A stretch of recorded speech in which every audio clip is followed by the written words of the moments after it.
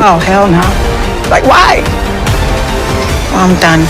Y'all, it has been some months since we covered an episode of Help, I'm in a secret relationship. And the poll I put up on Sunday, which is just yesterday, I'm filming this on the 13th, made it clear that this is what y'all wanted to see. You have missed Rahne and mostly Travis, but what kind of bestie would I be if I didn't give you what you wanted to see? So here we are. Let's get into this absolute mess of an episode that is Lisa and T, season 2, episode 3. That rhymed. I love that for me. Oh, that rhymed too. Oh my God. This episode has some serious twists that not even I could have predicted, to be honest with you. Needless to say, Rahne, Travis, and my jaws were on the floor at the reveal. So we begin the episode with Rahne and Travis in Detroit giving us some background information before we get into the messy mess of it all. Lisa, who is 42 years old, contacted the show for help with her son T, who is 26 years old. We listen and we judge. Hell nah. Respectfully, hell nah. Okay, I can already tell this is about to be some weird, emotionally incestuous relationship type stuff because boy moms are a different breed sometimes. And I think sometimes, just from what I have seen, the ones who put weird stuff out on the internet, they treat their sons as if that's their man, that's the person they're in a relationship with. And I don't like that. And in this moment, before any of the context is really given, I am just going to say, in my opinion, it is really weird to contact a relationship show to dig into your son's life. That's just weirdo behavior off rip. But Lisa tells us that T is her business partner and her best friend because they have basically been together all her life. You're the only one get this special treatment from me because I don't do this for nobody but you. I already know. Now, I'm not going to say I called it. I'm not going to say I told you so. What I am going to say is, why are you already talking about your child as if he's your man? Quickly. Clock it. But we then find out that Lisa had T when she was about 16 years old and they quite literally grew up together. They struggled together and it gives them a unique bond, especially because T's father is not in the picture. I can understand being close because of this, but I cannot understand treating him as if that's your man because of this. I don't like that. I don't like that at all. Lisa then reiterates once again that they are really close, but there has been a shift because T is not coming over as much as he used to, and when he does visit her, he's not as attentive as he once was. He definitely does not come over like he used to. We would cook, we would listen to music. In my opinion, it honestly sounds like she's having a hard time accepting that her son is growing up and has a whole life of his own. Mind you, Lisa has a whole ass fiance. So her being this pressed, oh, these bracelets are really cute, but they pull out my arm hairs. I'm gonna need to get rid of those. But anyways, Lisa being this pressed about her son having a life of his own is very weird to me, especially because she seemed so confident that she raised him right and she raised him to be a good person. Lisa then says that she feels as if her son is hiding her and she deserves to know what is going on with her son. I don't know why he's hiding me, but I deserve to know, as a mother, what's going on with my son. Be fucking for real. How is he hiding you? He's 26. Is he supposed to give you play-by-play updates? He's supposed to introduce you to everyone, his friends. He's supposed to share his location with you. How is he hiding you? To me, as of right now, this feels very invasive and it feels like it's crossing quite a lot of boundaries. Lisa then says that she is the cut-off queen and she has no problem putting her son T out of her life. I'm not gonna play. Even though he's my son, I'll put him out of my life. Seriously. Girl, what? Again, why does it sound like she's talking about a man who may be cheating on her or doing something shady behind her back instead of her son? Rahne and Travis then say what we are all thinking and they question how a grown man could possibly be hiding his mother. I don't know either. Then we head to Lisa's house and she happens to be hosting a podcast with one of her girls named Riri when they arrive and they do a very awkward outro before getting into the mess of it all. How are you? Nice to meet you. What's up, Riri? Riri, how you doing? And Riri just kind of like leaves. She's like, oh, gotta go. Why did I do that? The show attempts to blur out Lisa's attempt at self-promo in the back, and it's so funny to me because they don't really do a good job, and if you really wanted to, I'm sure you could figure out the name of her podcast or the name of this company or whatever the heck is going on. But Lisa then tells us that she is T's manager because he is a rapper named T. Hefner, and we then hear some of his music. I ain't got no friends, so I'm talking to the mic. They say that they my friend, but down talking that ain't right. Okay. Right now, this episode is feeling a little bit fake and a little bit forced because how did we manage to get so much self-promo in 30 seconds? Lisa tells us that T is very secretive when he gets phone calls around her. He talks real quiet or he steps out of the room, which I don't know. I think that's just common courtesy and kind of respectful. Me personally, if I had somebody calling me and I was at my mama's house, I'm stepping away to talk to them. I'm not going to interrupt whatever is going on because I got a phone call. Lisa says that T has been ignoring her calls, which again, if I don't really want to talk to somebody, I'm not going to answer their calls either, no matter who you are. And she says that he's missing rehearsals. She doesn't say what the rehearsals are for, just that he's missing rehearsals. So who knows if he actually is missing rehearsals. But anyways, she then says that she is his manager, so she has full access to everything. Well, everything that is, up until he blocked her from everything. But he blocked me from, his social media, Cut the cameras. I don't know, it just sounds like T is not trying to suck on his mama's no more. Moving on. Moving on. Lisa then claims that she is not a nosy mother and she is not trying to control his life. This level of delusion needs to be studied. Well, girl, I might just have to argue with you on that one because you contacted a relationship show to find out what is going on with your son instead of just asking your son, which feels somewhat controlling, but ultimately very, very nosy. Which I'm not really judging because I'm a nosy bitch myself, but Lisa then claims that she has tried to talk to him, but he brushes her off every time. And in my mind, that sounds like your son is trying to set a boundary with you, that he doesn't want you all up in his business, all up in his biznai. And instead of respecting that, you go and contact an MTV show to put him on blast. But of course, she's dead to me. Lisa then tells us that her son has a problem with women. She calls him a box snatcher because he is always in someone's box. Hey, yo, what the fuck? Girl, what the hell? I call him a box snatcher. He's always in somebody's box. So she thinks that he is hiding her from a woman in his life, or maybe he got someone pregnant. And in my mind, I just feel like if that's the conclusion you're jumping to, I don't understand how you then think that the best way to get that information out of him is to go on a reality TV relationship show. That doesn't make sense to me. Lisa then continues to talk smack about the types of women that T dates. And to me, it's giving envy, it's giving jealousy. I don't really like that too much, especially coming from a mama and not like a girlfriend or something. That's weird. Lisa tells us that she told T that he is on a show about up and coming rappers, which is definitely something. However, it's not good to lie and to deceive somebody. I feel like this was a very smart way of her getting him to agree to being on camera and it's a good cover, especially because she's the manager and stuff. But Rahne and Travis head out and they always do like a little debrief whenever they're alone. But in their little debrief, Rahne is very sympathetic towards Lisa, which is honestly not what I expected because what? But Travis then says what I'm thinking and what I'm sure we are all thinking in this moment when he says that there's a difference between being friends with your mom and it's another thing to be friends with business partners that doesn't allow boundaries. There's no real boundaries there when your lives are so enmeshed. Another thing to be friends, business partners. There is no boundary, it feels like, from the outside looking in. But they then check out T's socials and we see that someone named Sapphire has continuously commented things like, my baby daddy is pressure and my baby daddy is better than yours. Everybody's so creative. What an odd thing to say. It's like blizzarding out there. I don't know if y'all could hear it. I feel like I was so happy to leave Winterpeg, Manitoba and go somewhere where the weather is mild. And the weather today, it's really, honestly, it's reminding me of Winterpeg and I don't know how to feel about that. But we then go to Sapphire's socials and they see that she has a photo shoot planned for the next day. So they send her a message asking to talk to her about T and they decide that they're going to try and meet up with her at this photo shoot the next day.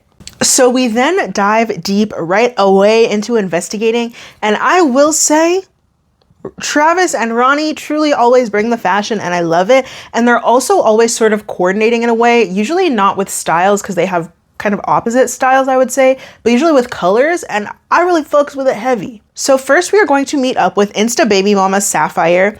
And then we're going to talk to David, who is T's younger brother. And it's crazy to me that in that long intro about T and her son and her son and her son, Lisa failed to mention that she has a whole other kid. And you're about to piss me off. That's weird. So that's telling, I think. But we pull up on Sapphire and we see that she's outside in the snow in a Fashion Nova bodysuit with an umbrella and a little micro jacket, which is definitely something. It's definitely something. I don't know what type of photo shoot you're doing, but get your Instagram pics, girl. Do what you gotta do. I'm trying to be like that. Not in the snow. I'm trying to get my Instagram pics. Instagram scares me. I'm trying, I promise. I'm gonna stick to my New Year's resolution. If you watch that video, we're locked in, you know. But Sapphire says that T is her baby, and Travis and Rahne are like, oh, okay, so y'all are together. And Sapphire says, no, it's platonic. Oh my God! Everybody's so creative. Now, I don't know about you, but I have never platonically called someone my baby daddy multiple times. I've never done that. Travis and Rahne are just as confused as we are by this news. So you guys are together. It's platonic.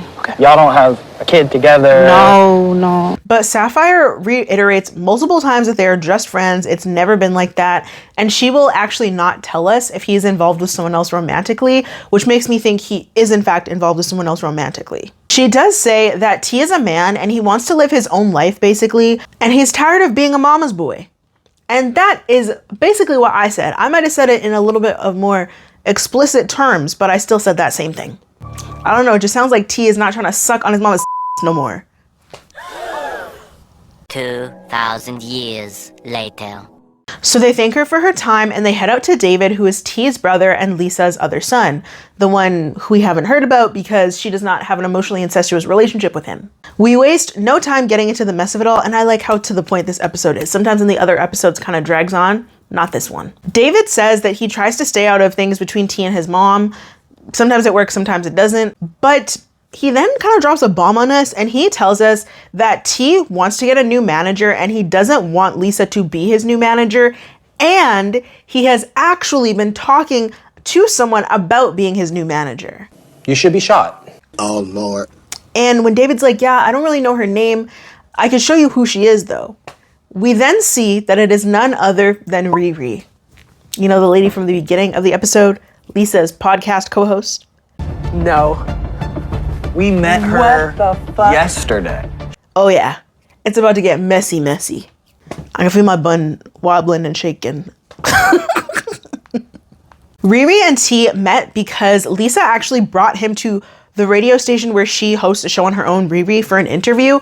But now she's trying to snatch him up while also being podcast co-host with his mama. Shady. Rahne then says what we are all thinking by saying that that is some shady ass shit. It's shady ass shit. I'm sorry. It's cold in the deep. So Rahne and Travis get back in the car and they're just driving, but we don't know where exactly they're driving to yet. But they are doing a car debrief and it's quite juicy. It leads them to looking into Riri just a little bit more. There's actually a phone number attached to her account, so they give her a call. She seems confused as to why they're calling, so Rahne just fills her in and tells her the truth about what is going on, like everything, from Lisa being hidden to their conversation with David. Riri stalls a little bit and doesn't say anything really before saying that this is between them, as in Lisa and T, and she acts like she doesn't know why T would be hiding Lisa. I mean, so that's really between them, you know? Now, I don't know about you, but something about that phone call sounded off, and it sounds like she was trying to cover in some way for T, which would make sense if she is in fact trying to become his manager. But Travis makes it clear that T just needs to step up and be honest about what's going on and how he feels. So the next day, we are actually heading over to Lisa's salon to tell her the findings of the investigation, and I just have a real big, deep gut feeling that this is not going to end well for anybody involved. Rahne and Travis are coordinating with the colors, but in completely different styles, like I mentioned earlier, and I'm real here for it. I think they both look great. Travis then throws some serious shade, but he's honestly valid for it. Also, how are you a rapper and scared of your mom? So they pull up on Lisa, and she tells us that she is really anxious. Rahne begins by telling her about Sapphire, and I just feel like this is something that would make Lisa unnecessarily more anxious, because Sapphire says that there's nothing romantic going on between her and T. Nothing romantic going on there, so I don't know why you would bring this up, I guess for the sake of transparency, but Okay. that's what happened. Lisa is quite upset to hear that T is looking for another manager, and she is pissed when she finds out that it's Riri. That name is making me mad because it makes me think of Rihanna, and this bitch is not. This lady is not Rihanna. Lisa wants to confront T right now, so she calls him and tells him to get his ass to the shop. T gives some pushback because at this point, he knows that this show isn't about his music at all. I'm gonna need you to come to the shop. I'm not about to do none of that. Tell me this like straight from my music. Lisa isn't hearing this, and she tells him to hurry up and get to the shop like, hello, stop playing games. So what does T do? Hurries his ass up and heads to the shop to stop playing games. Like a good mama's boy. Oh, so that actually did happen. So Travis heads outside to meet T and just talks to him. And I have to say that this is one of the first times that I have seen this show where Travis hasn't just been absolutely towering over everybody. That's a tall man right there. Travis just encourages T to be honest before they head inside and they take a seat. And this reminds me of something I said in a couple videos. I believe they were catfish videos, but anyone named T is just a little bit shady. You automatically get a side eye. No matter who you are, I'm giving you a side eye. If your name is T, I know you're no good. And if your name is T, I'm sorry. It's not my fault. They're giving you a bad reputation out here. And I need you to understand that. But Lisa says that she's trying to figure out what exactly is going on with T, and T just responds by laughing, which aggravates Lisa. He thinks everything's funny. And I feel like it would aggravate me in any other context, but honestly, this scenario is so ridiculous. I might also just have to laugh because, Mama, what type of time are you even on right now? You brought me on a dating show about people hiding their partners and lied to me about what was going on. I would have to laugh too. I would. And you would do it too for a check. But Rahne then tells T about their conversation with David, which is so funny because David was like, I want to stay out the mess. And then here goes Rahne name dropping him. You're in the mess now. You're in the mess. Rahne tells him that they know about Riri, which again makes T laugh. What's all this bullshit and shenanigans? Why are you laughing? What's all these shenanigans? But T then says that he is in fact not actively looking for a new manager because he trusts his mom. I'm not gonna just go look for a manager that I don't know nothing about. My mama, I trust her. T then takes a deep breath before saying that he has been hiding his mom because he is dating his mom's best friend. This guy stinks! I'm dating your best friend. What? You see, I'm trying to be a retired crash out, but I fear this sentence would make me crash the fuck out. Yeah, it would. And I wouldn't stop for days, weeks, maybe even years, honestly. Rahne and Travis's reactions are literally always my favorite when these reveals happen because it's always something wild. It's never something tame and like normal. And they really can't control their faces. They do a better job than me, but it's very much written all over their faces. Lisa is pissed, okay? She is pissed, and rightfully so, but she makes T say the person's name. Like, who exactly, which best friend are you dating? I would like to know. And when he says it's Riri, Lisa loses it. Say that person's name. Oh, hell no. She then asks him why he is all up in her business, why he's always all up in her business, and this is the only part of the crash out that I don't particularly agree with because I think that Lisa is just as much in T's business as T is in hers, hence why the show and all of us are even here in the first place. Lisa then starts to cry and storms off, and she refuses to continue filming unless Riri also comes down to the salon. Oh, no. So what does Riri do? Gets her ass down to the salon. And when she arrives, Travis actually heads outside to comfort Lisa, but also to let her know that her snake and pervert of a best friend has arrived. I feel like it's absolutely crazy work for your best friend to date your son and then also be sitting all up in your face, kikiing, working, hanging out together, going out together. Meanwhile, that best friend is throwing it back on your kid every chance they get. Ew. Just the thought of that makes me sick to my stomach for real, and I don't even have kids. So outside, Travis gives Lisa a big hug, and honestly, it looks like he would give real good hugs. She seems very comforted by this. Can I give you a hug? I also like that he asked her before he hugged her if he could do so because consent matters. Also, you don't want to hug an angry woman. Don't jump me. You don't know if they're going to try and take some of that anger out on you. So smart for asking, Mr. Travis, very smart. But Lisa then says that she doesn't actually care that her son is dating an older woman, but she does care that it was affecting their relationship and the trust that she thought she had with both T and Riri. They head back inside, and I honestly have to say that this ending, this reveal, I wasn't expecting this. I was expecting him to be like, yeah, I want to be a man. I have a girl, and I want to be with the girl, and I'm a man. I wasn't expecting, yeah, I'm smashing your best friend on the low. What? What? Riri's busted ass then says that this has been bothering her for a long time, but she wants to apologize, but then she has the audacity to say that she loves Lisa, but she also loves T too, and she doesn't know what to do. And I love you, but I love him too, and I don't know what to do. Do you want to get beat the fuck up, bitch? Girl, what? Honestly, if I were Lisa right then and there, I would have been swinging. I would have been swinging. But one other thing to note is that when Riri says that she loves T, T don't say it back. He's sitting there quiet. Look around, everybody on mute.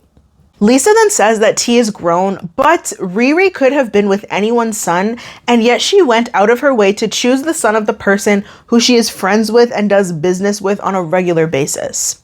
Lisa then eats her up and says that she hopes Riri isn't pregnant because she is not about to be a grandmother to a grandmother. And I hope you're not pregnant because I'm not about to be a grandmother to a grandmother.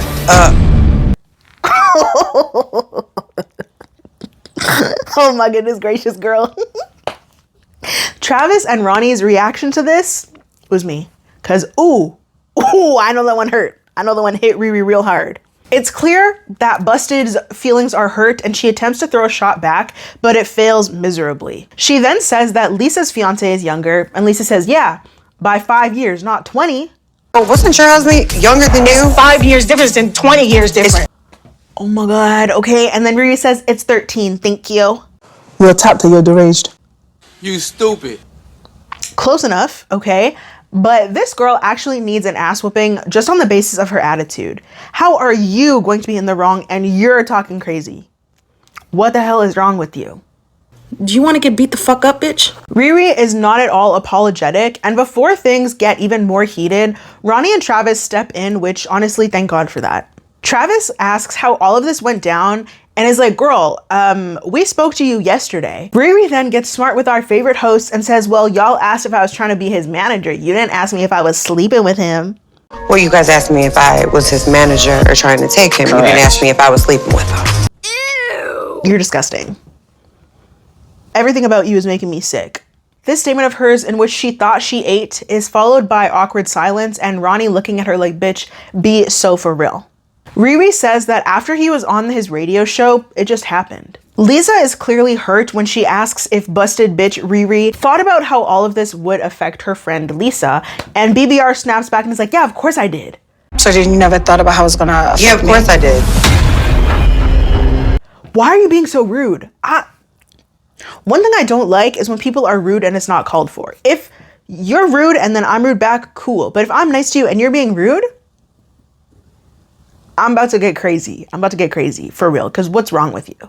Lisa then says that she is mad because they hid this from her and she can't really trust either of them at this point, which honestly, very valid. Travis then asks how long this has been going on, and BBR says with a smirk on her face, 3 years. How long has this been going on? 3 years. Electric chair. 3 years? So since he was 23. You're sick. You are sick for real. That to me feels very predatorial, not only because of the age gap, I think it's specifically because that was your best friend's kid. The age gap, that to me is still kind of weird, but if you're two consenting adults and you met like under different circumstances, that's your business. Still weird to me, but that's your business. But the fact that it was your best friend's kid, that's sick and twisted to me. Girl, go to hell. Lisa then starts crying because she's just so hurt by everything. Riri, this lady is she's really annoying me. Okay, it's annoying me real bad. She then gets loud and says, this is exactly why we didn't want to tell you anything, because we don't want to see you hurt. I'm really tired of shit. We didn't want to see her hurt. Yeah. That was the whole nobody thing. Crying. Now, you and I both know that if that were true, then she would have never did all this mess in the first place. That would have never happened if you really cared about her. Rahne then asks how long they would have kept up the secret, like if the show hadn't come, and T, stupid ass, finally speaks up and he says probably till we got married or something. What?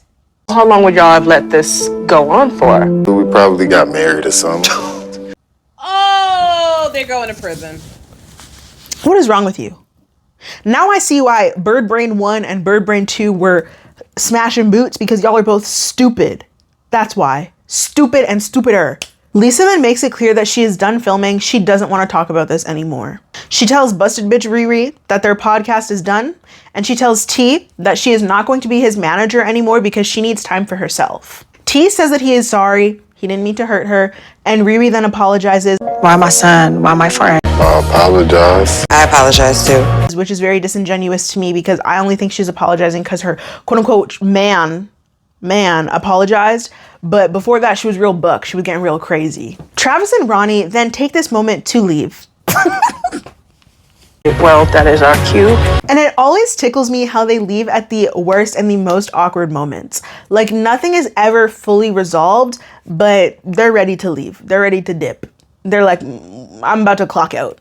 Nice to meet you guys. Me too. Nice to meet you. Wish it was under better circumstances. Yep. In our follow-up, we find out that T and Riri tried to date out in the open, but T just broke things off because he kept thinking about how much it hurt his mom. Me, personally, I don't think that. I think that he thought it was fun and... Okay, this is what I think. Put on our tinfoil hats with me for a second. I feel like T doesn't know how to have boundaries with his mom. Okay? So I think that him sleeping with her best friend behind her back was his way of getting back at his mom for being all up in his business, for not letting him be a man, for not letting him have a life of his own. Okay, and then once his mom found out, it wasn't fun for him. He never really liked Riri to begin with.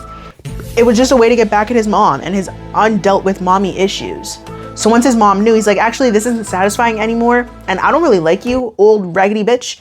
So we're done. That's what I think happened, okay? You could put your tinfoil hat to the side. We're gonna need it later. Lisa says that she has kept her distance from T and she has cut Riri off and they have not spoken since filming ended, which good for her. Stop being a selfish piece of crap.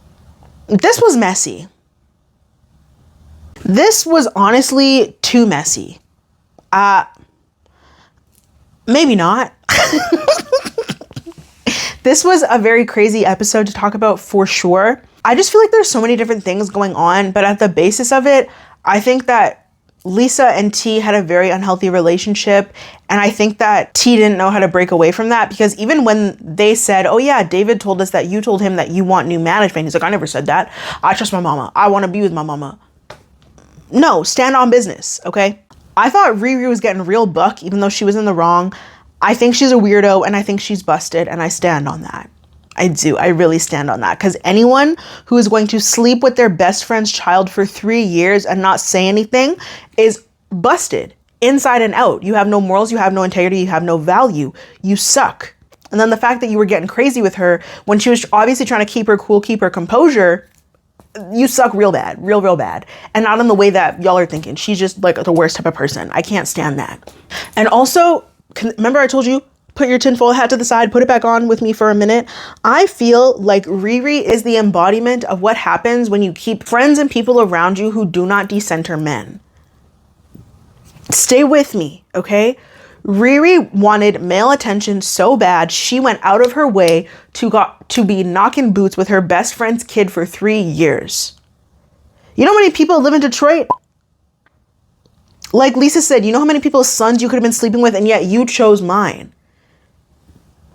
In my mind, she was like in some sort of secret competition with her friend. And it's like, look, I could get the son that you hold up, the son that you have such a good relationship with, your prized possession, I could get him. He's not yours anymore, he's mine.